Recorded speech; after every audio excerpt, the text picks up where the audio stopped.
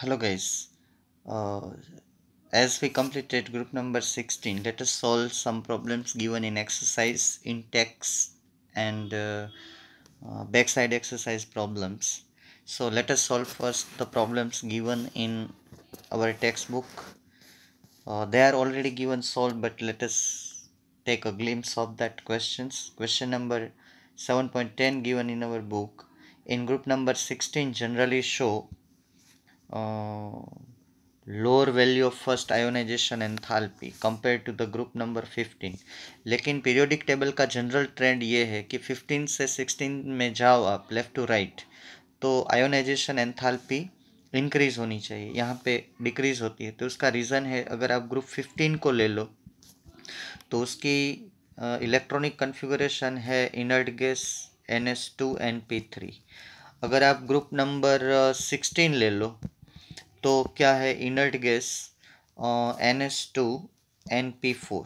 तो प्रॉब्लम क्या है इसमें, यहाँ पे हाफ फील्ड की एक्स्ट्रा स्टेबिलिटी है, तो 15 ग्रुप में इलेक्ट्रॉन निकालना थोड़ा मुश्किल है। सो आयोनाइजेशन एंथैल्पी इज मोर, और यहाँ पे ये स्टेबल नहीं है NP4, तो एक इलेक्ट्रॉन जो फर्स्ट आयोनाइजेशन एंथैल्पी है एक इलेक्ट्रॉन देके वो स्टेबल बनने की कोशिश करता है, तो इसकी आयोनाइजेशन एंथैल्पी कम है। ठीक है, तो अकॉर्डिंग टू पीरियोडिक ट्रेंड ये दोनों ग्रुप में एक्सेप्शन है, मैंने फिजिकल पीरियोडिसिटी में भी आपको समझाया है। ठीक है, चलिए नेक्स्ट क्वेश्चन। अब है हमारा क्वेश्चन नंबर 7.11। उसमें आपको पूछा है कि why H2S is less acidic than H2TE। ठीक है, तो हमें पीरियोडिसिटी पता है कि as atomic number increases the bond dissociation enthalpy of EH bond decreases. अगर आप H2S को कंसीडर करें तो उसमें SH बॉन्ड है, उसकी बॉन्ड डिसोसिएशन एंथैल्पी ज़्यादा है। H2TE कंसीडर करें तो उसमें TEH बॉन्ड है, उसकी बॉन्ड डिसोसिएशन एंथैल्पी कम है। तो ये हाइड्रोजन इजीली अवेलेबल है, तो जिसमें हाइड्रोजन इजीली अवेलेबल है इसमें ये हाइड्रोजन डिफ़िकल्ट है। तो जिसमें हाइड्रोजन इजीली अवेलेबल है वो स्ट्रॉन्ग रिड्यूसिंग एजेंट भी होता है और उसमें एसिडिक कैरेक्टर भी आता है। तो down the group acidic character due to the more availability of this hydrogen, तो उसके हिसाब से ये मोर एसिडिक है। ठीक है, बॉन्ड डिसोसिएशन एंथैल्पी की वजह से हाइड्रोजन हमें इजीली अवेलेबल होता है। ठीक है, चलिए नेक्स्ट क्वेश्चन। और एक क्वेश्चन है, that is the question number 7.12। आपको पूछा गया है कि सल्फर क्यों पैरामैग्नेटिक बिहेवियर जो है वो शो करता है। तो मैंने पहले भी ऑक्सीजन में आपको बताया था, according to molecular orbital theory oxygen में 2 इलेक्ट्रॉन अनपेयर्ड रहते हैं। तो अगर आप वैलेंस बॉन्ड थियरी से जाओगे तो ऑक्सीजन जो है वो डायामैग्नेटिक है, ऑक्सीजन हो जो है वो डायामैग्नेटिक है। अब मैं यहाँ MOT तो डिस्कस नहीं कर सकता, आप 11th में बहुत डिटेल में पढ़ चुके हो। ठीक है, तो according to MOT, according to molecular orbital theory O2 जो है वो पैरामैग्नेटिक है और प्रैक्टिकली भी पैरामैग्नेटिक है ऑक्सीजन। तो इसलिए ये जो लिमिटेशन था VBT का, उसकी वजह से ये MOT एग्जिस्ट हुआ। तो अगर O2 पैरामैग्नेटिक है तो उसके नीचे ही सल्फर है, तो H2 भी अकॉर्डिंग टू MOT पैरामैग्नेटिक है। ठीक है, आपके पास अगर 12th की 11th की बुक पढ़ी है तो उसमें आप ज़रा MOT देख लेना। उसमें हम लोग मोलिकुलर ऑर्बिटल डायग्राम्स ड्रॉ करते थे। ठीक है, चलिए अब नेक्स्ट क्वेश्चन की तरफ बढ़ते हैं। ये जो है लास्ट क्वेश्चन है और बहुत ही इजी है। पहला क्वेश्चन आपको पूछा है कि कॉन्सनट्रेटेड सल्फ्यूरिक एसिड जो है H2SO4 अगर कैल्शियम फ्लोराइड में हम ऐड करेंगे तो ये सल्फ्यूरिक एसिड की प्रॉपर्टी है कि due to its high volatility, ठीक है, sorry low volatility, we can prepare high volatile acid HF like this. तो रिएक्शन आपके सामने है, कैल्शियम फ्लोराइड को सल्फ्यूरिक एसिड में ऐड करेंगे तो कैल्शियम सल्फेट मिलेगा और हमें हाइड्रोफ्लोरिक एसिड मिलेगा। दूसरा रिएक्शन भी इजी है जो कॉन्टैक्ट प्रोसेस का है, अगर SO2 में वाटर डालेंगे, ठीक है, जब हम कॉन्टैक्ट प्रोसेस पढ़ते हैं तो उसमें पहला स्टेप जो है SO2 बनाते हैं, H2SO2 SO2 to SO3, और SO3 में हम सल्फ्यूरिक एसिड डालते हैं, लेकिन अगर एटमॉस्फेयर में कहीं SO3 है, अगर उसमें मॉइस्चर ऐड होता है तो क्या होता है, वो सल्फ्यूरिक एसिड बना देता है। ठीक है, कॉन्टैक्ट प्रोसेस में थोड़ा डिफरेंट है। SO3 को हम एब्सॉर्ब करवाते हैं सल्फ्यूरिक एसिड में, ओलियम बनता है, उसको डाइल्यूट करते हैं तो सल्फ्यूरिक एसिड बनता है। यहाँ आपको रिएक्शन पूछा है कि अगर डायरेक्ट सल्फर ट्राइऑक्साइड वाटर में मिल जाए तो भी सल्फ्यूरिक एसिड बनता है, लेकिन प्रोडक्ट की क्वांटिटी लो होती है। ठीक है, यहाँ पे हमारे सब एक्सरसाइज के क्वेश्चन खत्म हो रहे हैं। अब मैं क्वेश्चन लेने जा रहा हूँ जो इंटेक्स में क्वेश्चन है। इंटेक्स में क्वेश्चन नंबर 14 to 25, ये जो क्वेश्चन है हम बारी बारी डिस्कस करेंगे। तो ये रहा आपकी स्क्रीन पे क्वेश्चन नंबर, कौन सा ये, right the order of thermal stability. तो इसको समझाने की ज़रूरत नहीं है, मैंने पीरियोडिसिटी एंड पीरियोडिक प्रॉपर्टी में आपको समझा दिया है कि down the group thermal stability of the hydrate decreases. तो ये ऑर्डर है, ऑर्डर आपने लिखा भी है बुक में, तो इसमें ज़्यादा डिस्कशन नहीं करेंगे, आपने पीरियोडिसिटी प्रिपेयर की है। ठीक है, चलिए नेक्स्ट क्वेश्चन, क्वेश्चन नंबर 15। अब ये क्वेश्चन पूछा है कि Y water is liquid and H2S is gas. तो जिसमें भी हाइड्रोजन बॉन्ड स्ट्रॉन्ग होता है वो लिक्विड होता है, तो उसके आंसर में आपको कुछ नहीं देना है, तो आपको ये बताना है कि इन H2O strong H bond present, strong H bond present. तो और क्या लिखेंगे इसमें, इन H2S नो H बॉन्ड, इसमें हाइड्रोजन बॉन्ड है ही नहीं।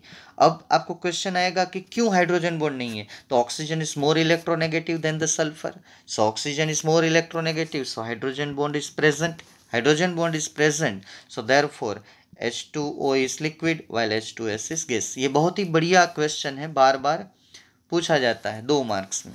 Reason, give reason H2O is liquid by while H2O, तो उसमें एक ही आंसर है। पहला पॉइंट लिखना है कि oxygen is more electronegative than the sulphur. दूसरा पॉइंट है H2O में, हाइड्राइड ऑफ ऑक्सीजन में क्या है, हाइड्रोजन बॉन्ड है, H2S में हाइड्रोजन बॉन्ड नहीं है। ठीक है, चलिए नेक्स्ट क्वेश्चन पे चलते हैं। 16 number, which of the following does not react with oxygen directly. तो कोई शक नहीं होना चाहिए इसमें आपको कि जो नोबल मेटल है वो रिएक्ट नहीं करती है, तो आंसर सीधा है प्लेटिनम। ठीक है, गोल्ड है, प्लेटिनम है, वो नोबल मेटल है तो रिएक्ट नहीं करते, तो उसमें ये इंटेक्स में क्वेश्चन दिए हैं हमारी बुक में। ठीक है, चलिए नेक्स्ट क्वेश्चन पे चलते हैं। 17 नंबर, आपको पूछा है कि ये जो सब रिएक्शन है उसको कंप्लीट करो। तो ये रिएक्शन जो है पहला वो है कंबशन रिएक्शन, इसमें आपको कंबशन लिखना है, ये रहा आपके सामने। तो इसको कैसे एक बार रिवाइज करवा दूँ, number of carbon gives carbon dioxide with oxygen, अगर ऑक्सीजन के साथ रिएक्ट करेंगे तो नंबर ऑफ कार्बन क्या देंगे, कार्बन डाइऑक्साइड, और नंबर ऑफ हाइड्रोजन क्या देंगे, half number of water molecule. खत्म हो गया कंबशन रिएक्शन। अब एल्यूमिनियम का ऑक्सीजन, ये तो बहुत ही बढ़िया है, aluminium plus oxygen it form Al2O3, ये ऑक्सीजन 3 है, उसको इवन नंबर में कन्वर्ट करो, 3 2 जा 6, तो यहाँ पे 4 एल्यूमिनियम आएगा और यहाँ पे 3 ऑक्सीजन आएगा, हो गया बैलेंस। तो दोनों रिएक्शन 2 मार्क्स में कंप्लीट करने को पूछा जाता है पेपर में। ठीक है, 25 क्वेश्चन तक इस ग्रुप के हैं इंटेक्स में, आपको सॉल्व करना है। ठीक है, तो अब चलते हैं नेक्स्ट 18 नंबर। तो 18 नंबर में आपको पूछा है कि why O3 acts as a powerful oxidising agent. अब भाई साहब O3 जो है वो डिकम्पोज होके हमें ये नासेंट ऑक्सीजन देता है। नासेंट ऑक्सीजन मतलब हाईली रिएक्टिव। ओजोन को भी आप जरा भी डिस्टर्ब करो, ठीक है, तो उसके अंदर एक नासेंट ऑक्सीजन होता है, ये लिखा है यहाँ पे नासेंट ऑक्सीजन। ये नासेंट ऑक्सीजन इतना एक्टिव होता है कि किसी के अंदर घुस जाता है, और जिसके अंदर घुस जाता है उसका ऑक्सीडेशन हो जाता है। इसीलिए O3 is a powerful oxidising agent due to its tendency to give nascent oxygen. ये रहा रिएक्शन भी आपके सामने। चलिए 19 नंबर के क्वेश्चन में चलते हैं। अब क्वेश्चन आपको पूछा है कि O3 कैसे एस्टिमेटेड किया जाता है। तो मैंने जब preparation properties and uses of ozone लिया था तब आपको मैंने समझाया था कि कैसे किया जाता है, फिर भी मैं यहाँ पे थोड़ा रिवाइज कर दूँ। अगर आपके पास कोई सैंपल है जिसमें ओजोन है, इसके अंदर आप डालो XS, ये लिख लेना। एक्सरसाइज की बुक अगर आप बनाते हो तो प्रिपेयर करना ज़रूरी है। और यहाँ पे एक आपको सॉल्यूशन लेना है, बफर सॉल्यूशन जिसको बोलते हैं, जिसकी पीएच, उसको बोलते हैं बोरेट बफर। कौन सा बफर? Borate buffer. इसकी पीएच कितनी होनी चाहिए? तो कि पीएच होनी चाहिए 9.2, मतलब कि ये बेसिक बफर है। तो जब आप इसका रिएक्शन करवाते हो तो आपको आयोडीन गैस मिलती है। अब आयोडीन गैस जो मिलती है उसको टाइट्रेशन में ले जाना है। टाइट्रेशन करिए किसके साथ? तो कि एक सॉल्यूशन लेना है आपको Na2H2O3, इसको बोलते हैं सोडियम थायोसल्फेट। लिख लेना, सोडियम थायोसल्फेट। उसके साथ अगर आप इसका टाइट्रेशन करेंगे तो आपको पता चलेगा कितना आयोडीन बना है, और कितना आयोडीन बना है उससे आप रिवर्स जाएंगे तो पता चलेगा कि हमारे पास कितना ओजोन है। तो इस तरह से ये रिएक्शन लिख लीजिए और समझा दीजिए, ठीक है, कि O3 लैब में कैसे एस्टिमेटेड किया जाता है। और हमारी टेक्स्ट बुक में लास्ट में एक पैराग्राफ भी दिया है, उसको पढ़ लेना है। ये मैंने उस पूरे पैराग्राफ को एक रिएक्शन में बदल दिया है, ठीक है। अब हम आते हैं नेक्स्ट क्वेश्चन, क्वेश्चन नंबर 20। वो क्या बोलता है? What happens when sulphur dioxide pass through the, ये बहुत ही बढ़िया रेडॉक्स रिएक्शन है। अब देखिए किसी भी सॉल्ट में सल्फर Fe3+ है, मानो कि FeCl3 है, जो भी है, उसमें सल्फर डाइऑक्साइड पास करेंगे तो क्या होगा? Fe reduce to Fe3+ reduce to Fe2+। ये रेडॉक्स रिएक्शन से आप अपने आप बैलेंस कर लीजिएगा या तो प्रिपेयर कर लीजिएगा। अब SO2 कन्वर्टेड टू SO4, मतलब कि SO2 में सल्फर का ऑक्सीडेशन स्टेट है +4, इसमें जो है सल्फर का ऑक्सीडेशन है +6। तो ये +4 टू +6 मतलब कि इसका ऑक्सीडेशन हुआ। तो Fe का क्या हुआ? Fe3+ to Fe2+ decrease by 1, तो इसका क्या हुआ? रिडक्शन हुआ। तो ये पूरा रेडॉक्स रिएक्शन है।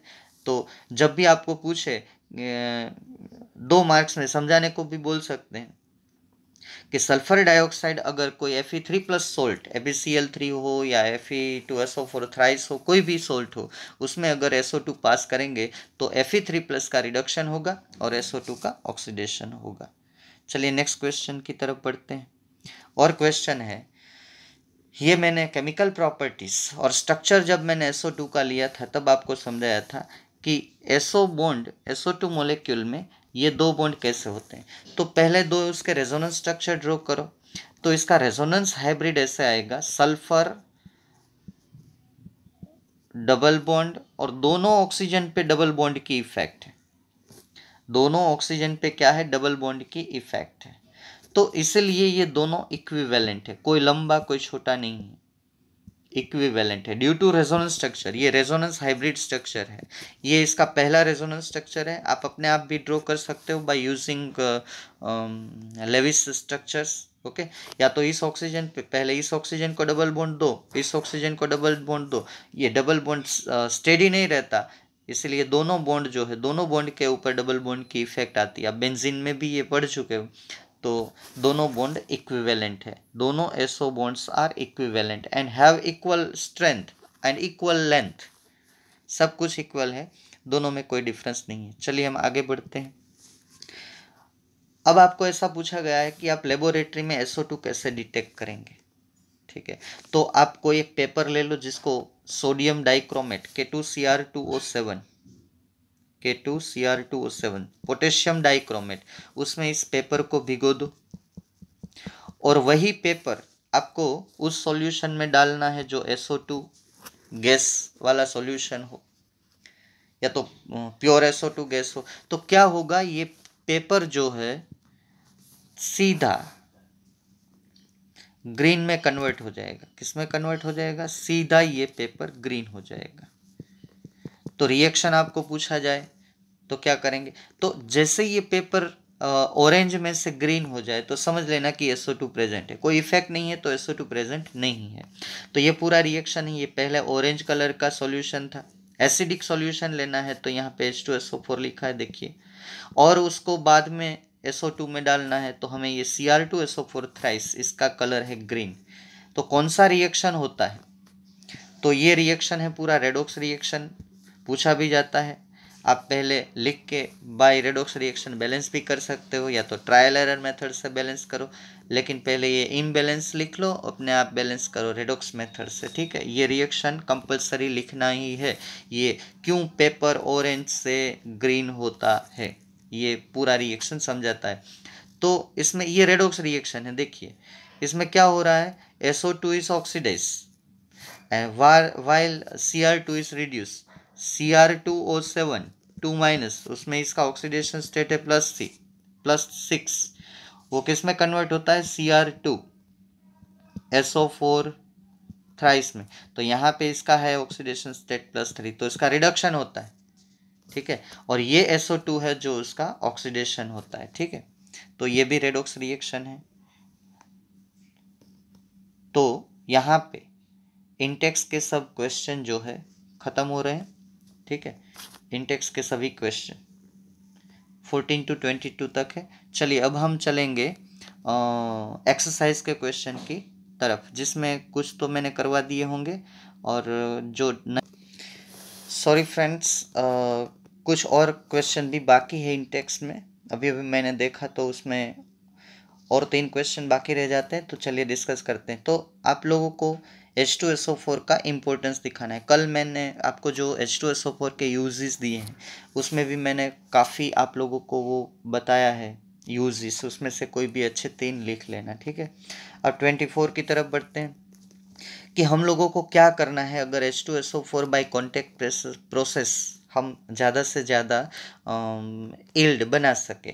तो मैंने ऑप्टिमम स्टेट दिया है कि अगर आप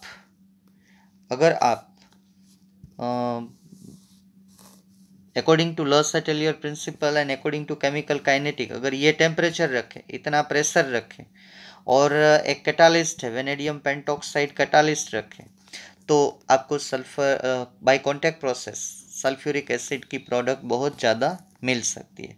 बहुत ही इजी क्वेश्चन आते हैं। ठीक है, आपको थोड़ा इंटरेस्ट लेके करना है कि माहौल को नहीं देखना है, थोड़ा इंटरेस्ट लो और करते जाओ।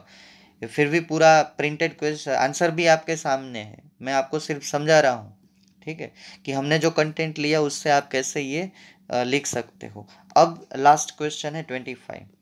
तो अब ये उसमें पूछ रहे हैं कि सल्फ्यूरिक एसिड डाइबेसिक है, उसके पास 2 हाइड्रोजन है, तो उसमें why first one is more acidic. तो जब H2SO4 का आयोनाइजेशन होता है माय फ्रेंड्स, तो पहला हाइड्रोजन H+ निकलता है, तो ये बनता है HSO4-। अब ये स्ट्रॉन्ग एसिड है, ये उसके रिलेटेड वीक बेस है। अब यहाँ पे जो नेगेटिव चार्ज आ गया उसकी वजह से ये हाइड्रोजन जो है इजीली नहीं निकल पा रहा है। तो पहला हाइड्रोजन इजीली निकलता है तो उसकी Ka1 वैल्यू बहुत ज़्यादा है। आप ऐसे भी लिख सकते हैं ना, Ka1 is the ionisation constant greater than Ka2, और आप ऐसे भी लिख सकते हैं Ka2 is less than K1। क्यों है, तो कि पहले में तो ये न्यूट्रल है, तो H+ निकल जाता है स्ट्रॉन्ग एसिडिक की प्रॉपर्टी की वजह से। अब जब HSO4- बनता है तो उसके ऊपर नेगेटिव चार्ज आ जाता है। ड्यू टू दिस नेगेटिविटी ये हाइड्रोजन जल्दी से छूट नहीं पाता है। ठीक है, बहुत ही सिंपल कंसेप्ट है। अब मेरे प्यारे बच्चों, हम चलते हैं नेक्स्ट, जो पीछे एक्सरसाइज में प्रॉब्लम दिए हैं उसमें। हेलो, अब एक्सरसाइज में हमें क्वेश्चन सॉल्व करने हैं related to group number 16 17 to 22। कुछ हमने थियोरीज में डिस्कस कर चुके हैं, जैसे कि आप 17 क्वेश्चन को पढ़े तो आपको पूछा है एक तो electronic configuration, oxidation state and hydrate formation. तो यहाँ तो बहुत छोटा दिया है, मैंने बहुत डिटेल में आपको करवाया है। तो ये फिजिकल प्रॉपर्टी में आता है, वो लास्ट वाला हाइड्रेट केमिकल प्रॉपर्टी में आता है, रिफर कर लीजिएगा। ऑक्सीडेशन स्टेट भी बहुत डिटेल में आपके पास है। Why dioxygen gas but sulphur is solid. तो पहली बात तो ऑक्सीजन में डी ऑर्बिटल नहीं है साहब, डी ऑर्बिटल एब्सेंट। अब ऑक्सीजन जो है due to absence of D orbital वो पी पाई बॉन्ड बनाता है। सल्फर में डी ऑर्बिटल प्रेजेंट है। ठीक है, तो सल्फर का जो कोऑर्डिनेशन नंबर है वो भी ज्यादा है। तो oxygen di double bond oxygen is stable, but due to presence of d orbital sulfur double bond sulfur is unstable.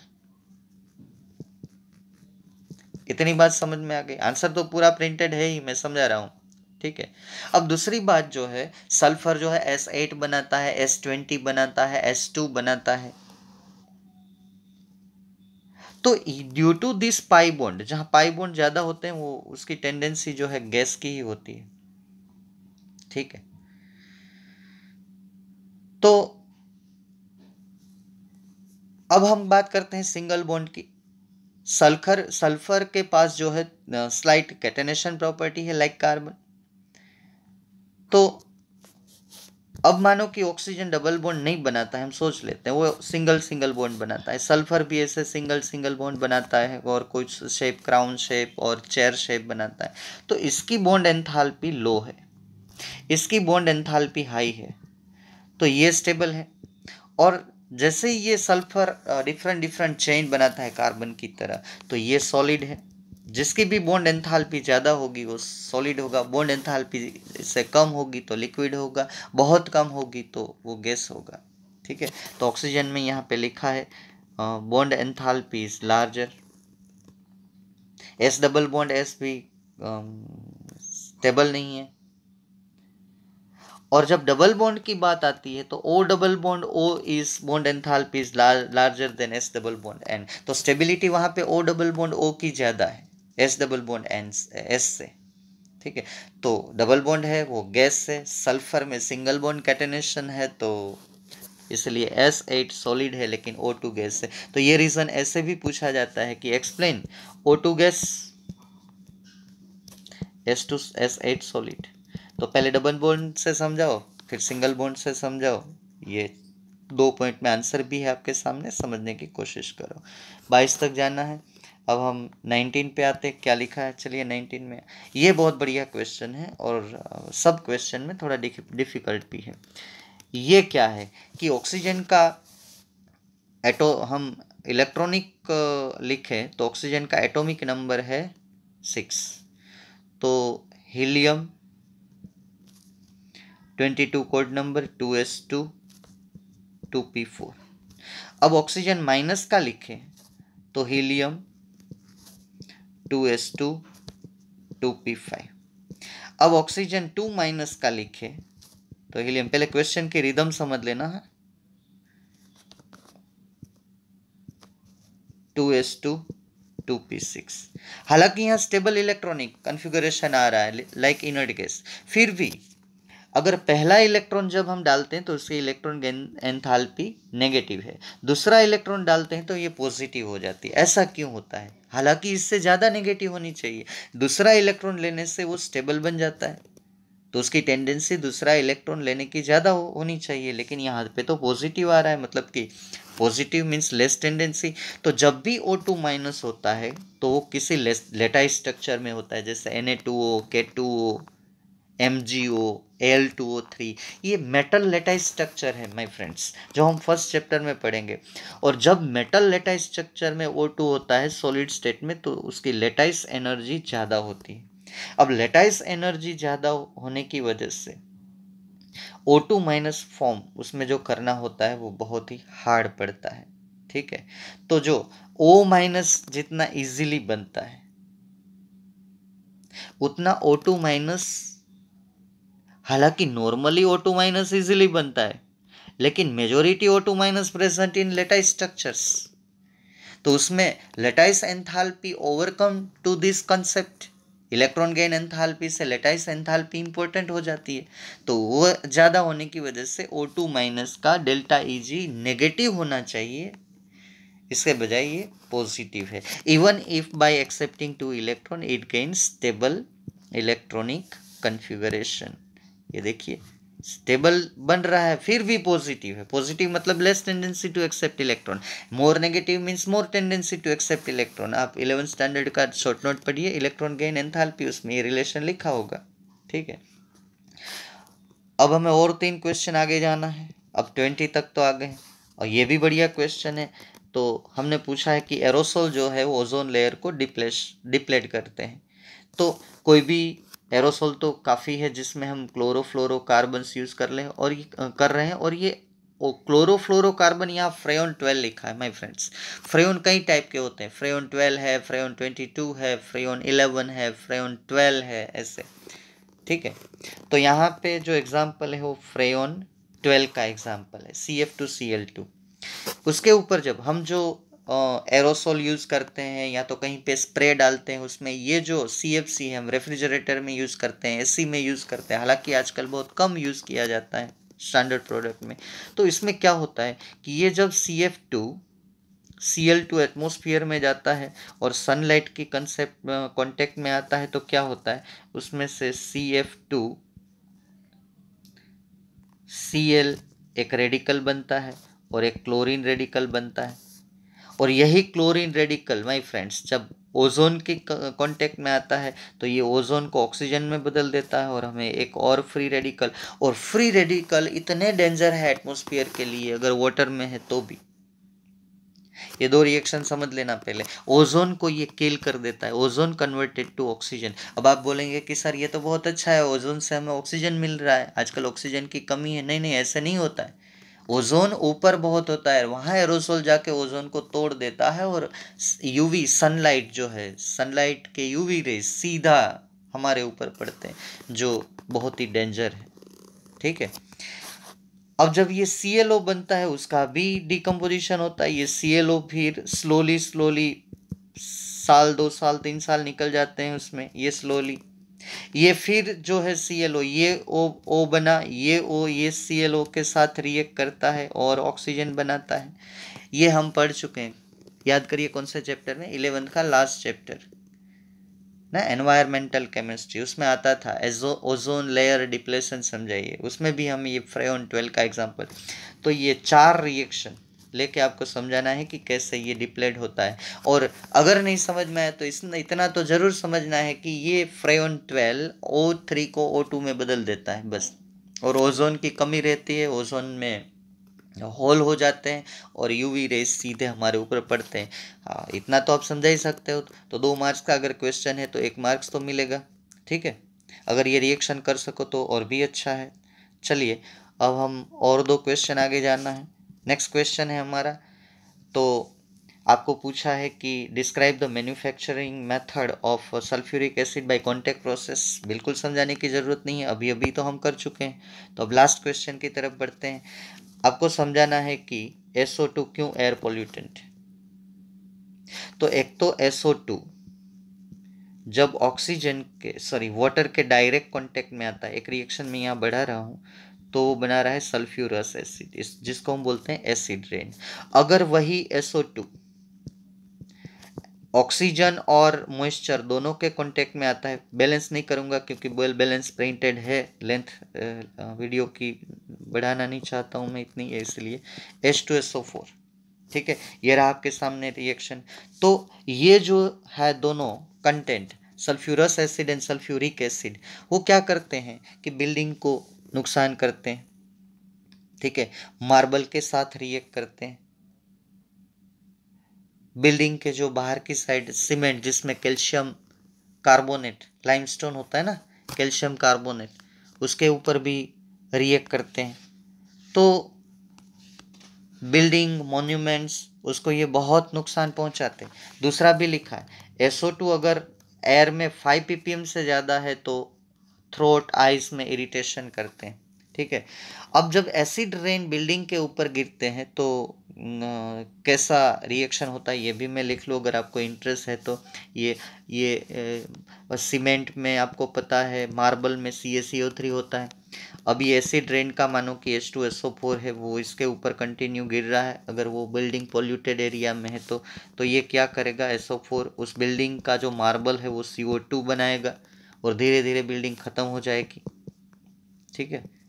तो ये इम्बैलेंस रिएक्शन है, शायद बैलेंस करने की ज़रूरत ही नहीं है, ये बैलेंस ही है, ठीक है, एक बार देख लेना। तो यहाँ पे हम जो प्रॉब्लम सॉल्यूशन है इतने क्वेश्चंस हम ख़त्म कर रहे हैं, इसलिए अगर आपने 16 ग्रुप ठीक से प्रिपेयर किया है तो इतने क्वेश्चंस आपको एक्स्ट्रा प्रिपेयर करने हैं, that is depend on your interest. Okay, thank you friends, thank you very much. In next lecture we will move to group number 17।